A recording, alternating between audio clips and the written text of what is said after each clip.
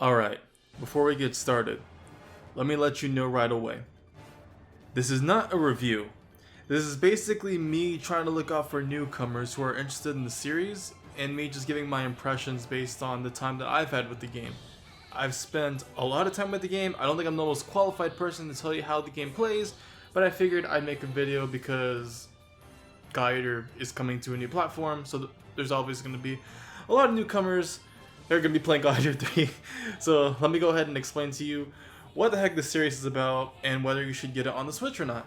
So first of all, regarding the name, Guider 3, right? You would think it's a sequel to like Guider 1 and 2, more specifically Guider Burst and Guider 2 Rage Burst. Really, honestly, at this point, pre whatever future update they do, you don't need to know what happens in Guider 1 or Guider 2. For the most part, the story in Guider 3 is pretty self-contained, other than maybe you'll miss a couple of references there, but that's few and far between. This game, its story, really wants to focus on, its new unique environment, the Ashland origami, and it doesn't want to connect itself. There is so very little difference to Guider 1 and 2. There's so many little connections. So there's not enough connections, I mean. It's barely related, but I feel, in 2020, they'll probably release 10th anniversary DLC and do a bunch of fan service, but that's getting ahead of myself. So if you play the action demo and you think, oh, this is a lot of fun, I wonder how the rest of the game is going to be. Well, there's a lot and not a lot in it. Let me explain. Now let me just say that I don't have a very strong Monster Hunter background at all, so I can't or will not do any comparisons to that game. But I want to talk about the map layout. If you think you're gonna go to all kinds of different unique locations in Guider 3, it's not that complex. There's like 7 arenas or something, but the cool thing is, at the very least, it changes, day and night time. There's a couple different conditions, there's different origamis to fight, so obviously not every fight is going to be the same. Not to mention, there's all these kinds of weapons and guns, bullet modules, customization. One of the attractive features of a title like this is just the customization down to your avatar, the way you look, the way you fight, and the way you communicate with your partners. And I'll be honest, man, around say rank 4 or 5, you're probably gonna think, if you're just an average video game player, that this game is gonna be easy.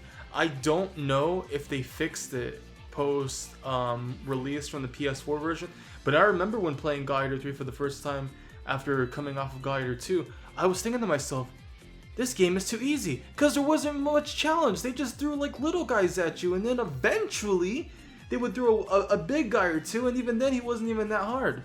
Single player is pretty lenient. You have a lot of health, items. You have your teammates that can revive you. You have multiple respawn points that you can come back from. Difficulty wise, story mode is pretty easy.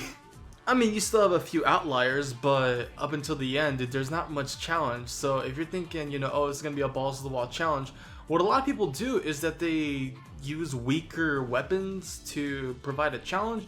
You can do that, but they've never done that in a game before, so I don't know why you want to self-impose, but that's the beauty of Guider. Play however you want. You can go rank 1 weapons, your best weapons. You do you, man. One thing that the Switch action demo didn't actually show off was the online 8-player assault missions, which was available on the PS4 side demo, which is a bit essentially you go online and like 7 other players can hop on.